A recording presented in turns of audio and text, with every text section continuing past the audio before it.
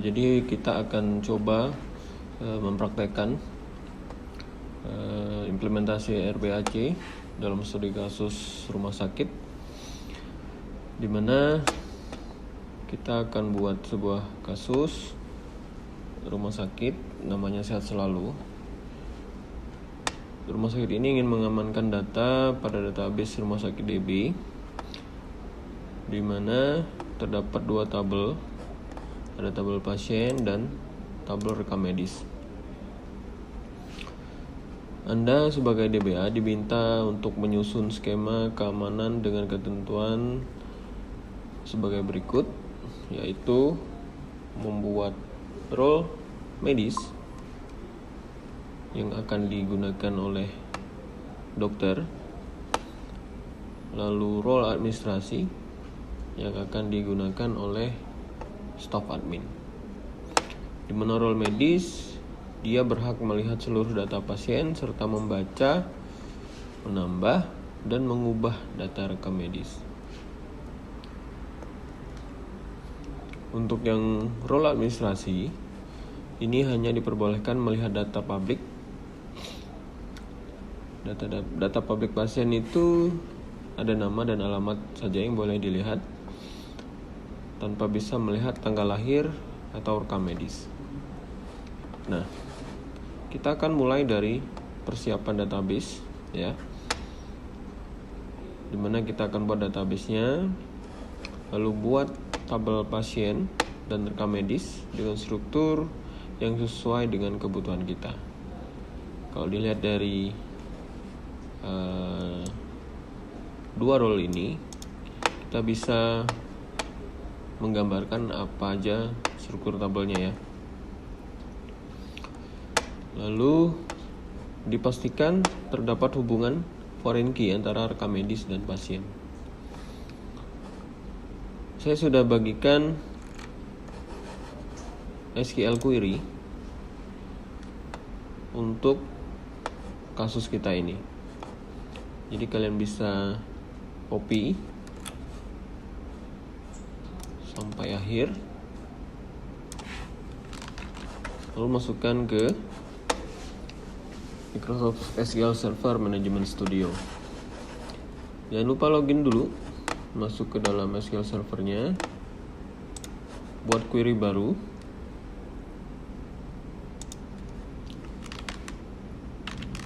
Tempelkan di sini. Nah, kita mulai dari membuat database rumah sakit atau rumah sakit DB.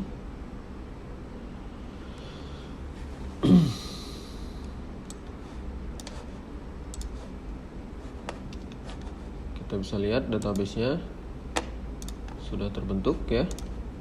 Terus jangan lupa kita gunakan use. Nah, untuk tabel pasiennya, kita buatkan kolom ID pasien, nama pasien, alamat, dan tanggal lahir. Tadi sesuai dengan case kita, ya, nama pasien dan alamat saja yang bisa ditampilkan oleh admin staff, ya. Pastikan ini ada di tabel pasien. Jadi kita create tabel pasien. Untuk tabel rekam medis, kita relasikan, ya, ID pasiennya di tabel pasien, ya. Nah, ini kita relasikan. Tabel-tabel pendukung lainnya contohnya ada diagnosa dan dokter pemeriksa.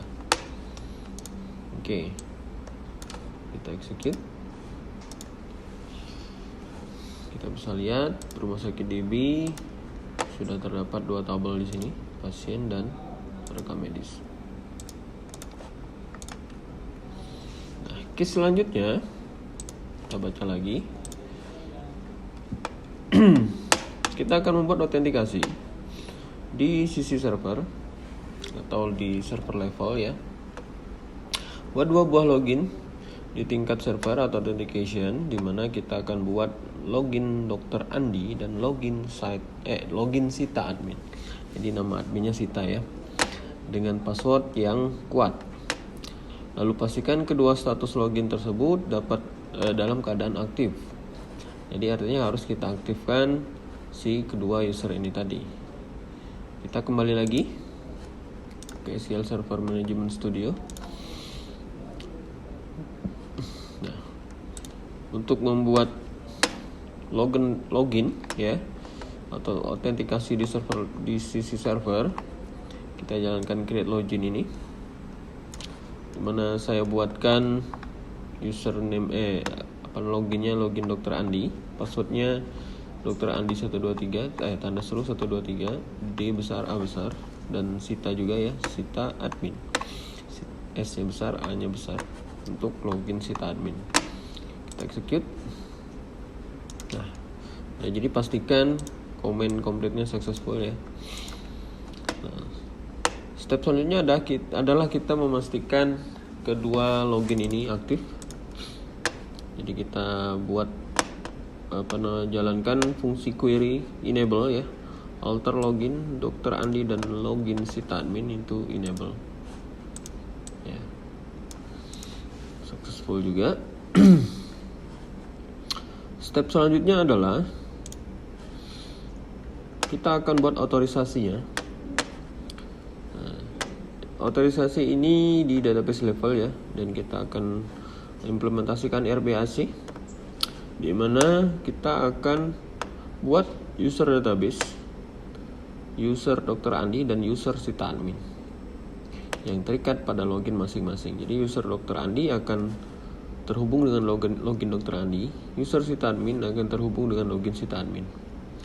Lalu buat dua database role bernama role medis dan role administrasi. Untuk konfigurasi izinnya, kita akan berikan akses select pada tabel pasien. Lalu select insert update pada tabel rekam medis kepada role medis. Jadi si role medisnya bisa bisa ambil data pasien ya, dan melakukan select insert update pada tabel rekam medis ya.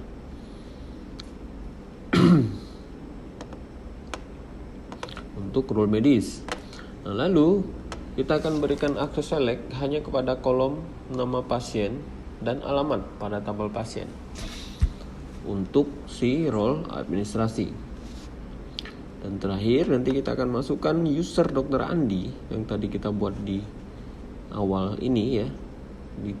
Setelah ini kita akan buat ke dalam role medis dan user Sita ke dalam role administrasi. Oke, kita jalankan query-nya. Nah, sekarang kita buatkan role medis dulu. Kita jalankan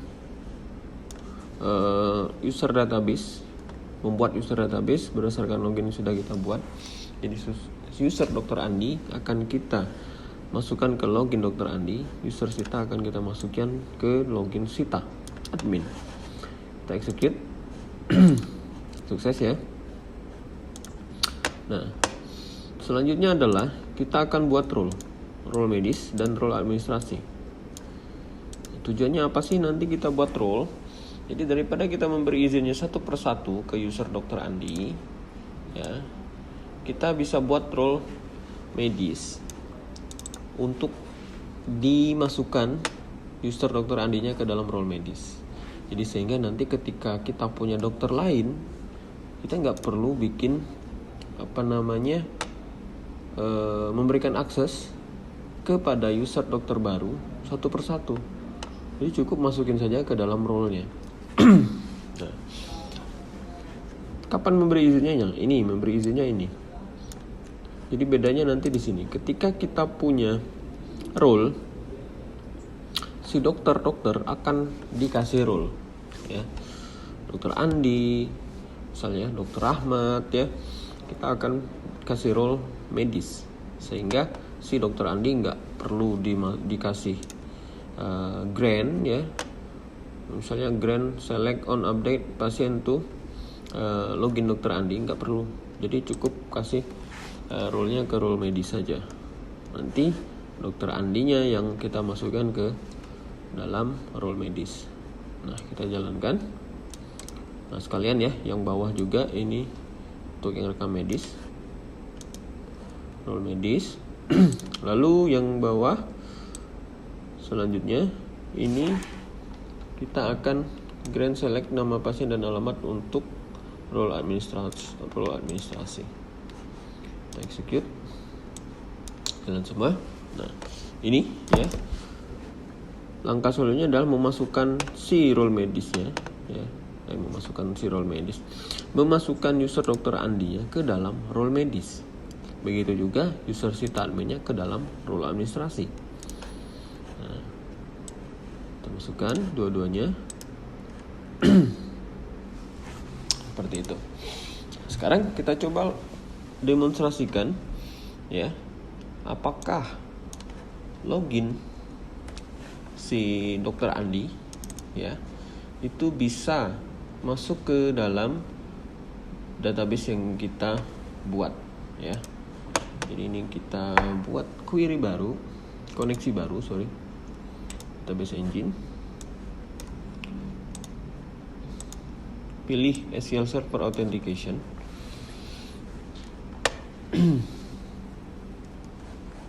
Sekarang kita masukkan username-nya untuk Dr. Andi dulu ya. Dr. Andi tadi user Dr. Andi. User Dr. Andi. Kita copy, masukkan ke login. Passwordnya, seingat saya passwordnya adalah, lupa saya ya. Kita buka passwordnya tadi. Mana ya password kita tadi ya? Coba saya cancel dulu. Dr. Andi tanda seru 123. Kita ulang lagi. Ini aja ya.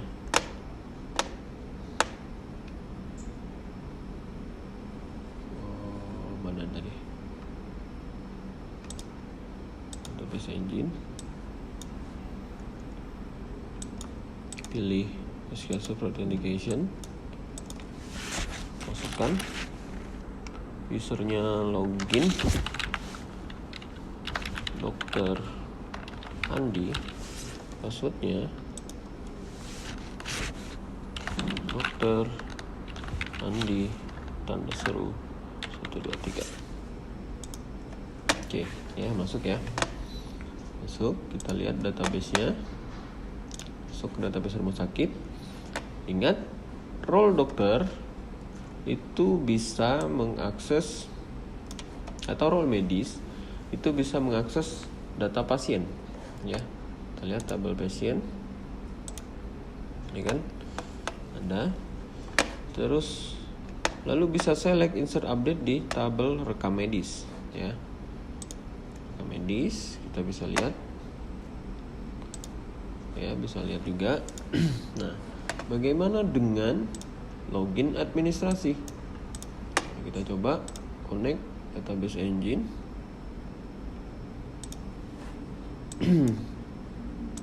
Sekarang kita ganti login Sita admin.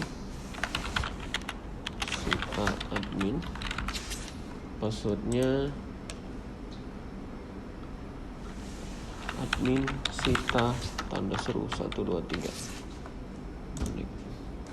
Balik ya, mungkin Sita admin. Apa sih passwordnya tadi? Sita admin tanda seru 123. Ulang lagi, connect database engine, login Sita admin, passwordnya Sita admin tanda seru. Oke, masuk. Nah, si admin atau role administrasi hanya bisa mengakses data nama pasien dan alamatnya. Kita buka database, ini tabel. Nah, yang keluar di sini hanyalah DBO pasien ya, artinya cuma tabel pasien. Kalian bisa lihat di sini ya. Yang bisa dilihat nanti hanyalah nama dan alamat. Nah, kita bisa bikin query untuk insert data dulu ya. Tapi loginnya sebagai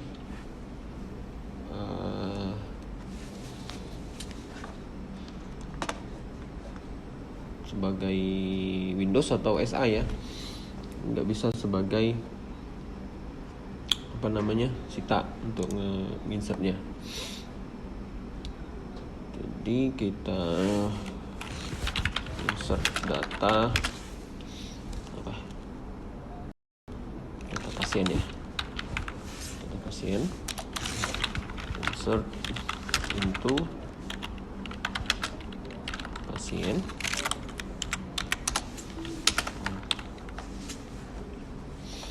Kita coba apa aja tabelnya tadi, kolomnya tadi. ID, nama, alamat. ID-nya 1, namanya Ahmad, alamatnya Palembang,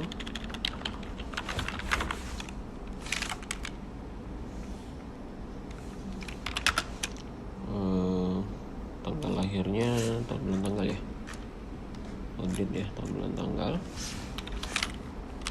2026 bulan 1 gitu ya. Insert itu pasien values,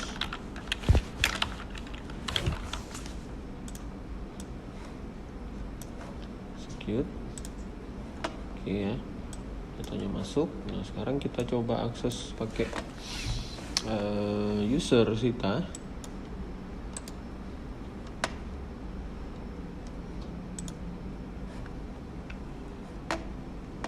Nah ya, ini login sebagai Sita. Jadi dia tidak bisa mengakses ID pasien dan tanggal lahir ya. Jadi kita ganti select bintang, coba ya, select bintang.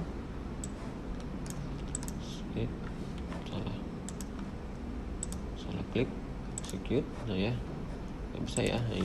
Yang bisa hanyalah nama pasien dan tanggal lahir.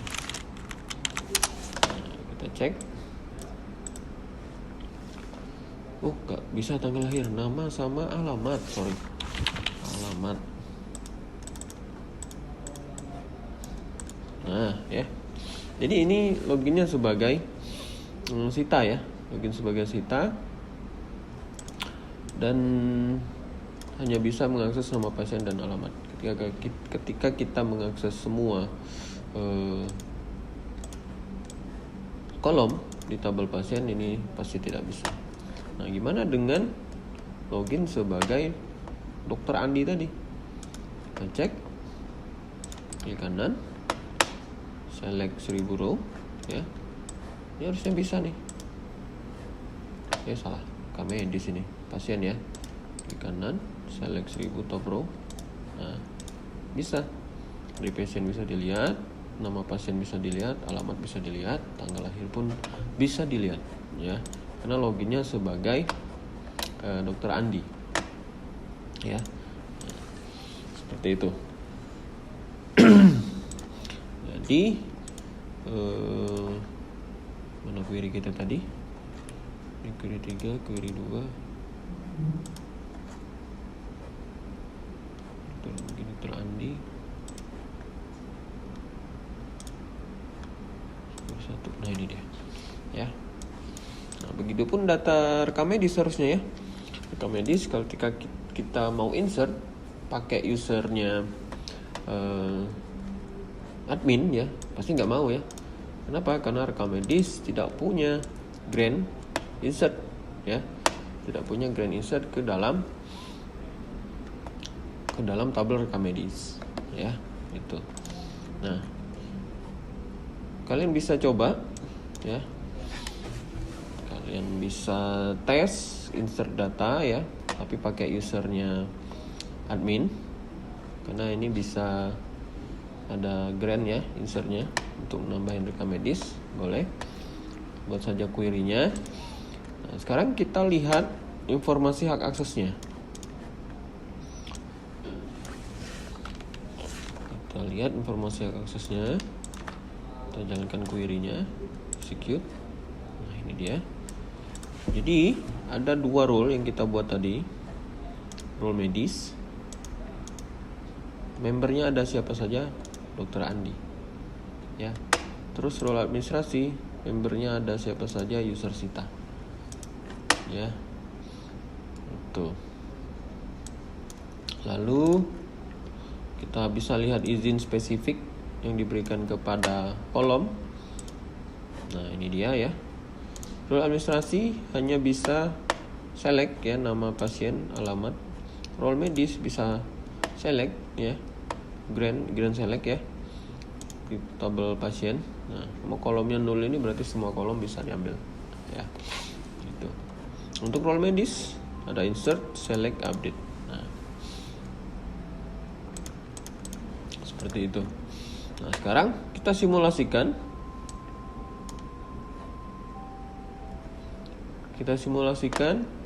Kita buat login baru seperti yang saya sebut di awal tadi ya.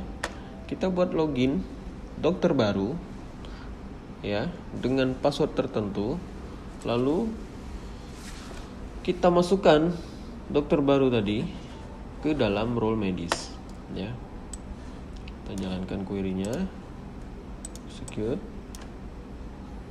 Kita aktifkan login dokternya. Terus kita buat user Dr. Budi dan masuk untuk login Dr. Budi tadi, execute.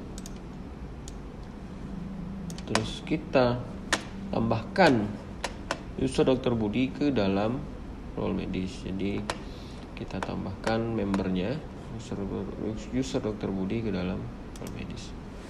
Komplit semua. Sekarang kita lihat. Kita tampilkan daftar usernya yang tergabung dalam role medis ya. Kita query. Nah, ada user Dr. Andi dan user Dr. Budi di dalam role medis sekarang. Jadi sekarang sudah ada 2 dokter nih. Jadi kita tidak perlu lagi nambahin grant ya ke setiap dokter baru atau admin baru nanti ketika ada case usernya bertambah ya, maka kita nggak perlu lagi bikin grant untuk setiap dokter. Cukup masukkan saja dokternya ke dalam role dokter, begitu juga admin ya gitu. Nah, jadi begitulah cara memberikan akses RBAC ya, atau role based access control, di mana ini metode untuk mengatur akses pengguna berdasarkan role ya, atau peran atau jabatan dalam sebuah organisasi. Jadi daripada memberikan izin kepada setiap pengguna satu persatu, lebih baik izinnya diberikan kepada role, dan pengguna kemudian bisa dimasukkan ke dalam role tersebut. Itu ya. Oke, sekian saja implementasi kita. Silakan kalian ikuti ya query-nya, dan kalian coba-coba untuk menambahkan data dan tambahkan role baru misalnya, atau tambahkan user baru ya. Semoga berhasil.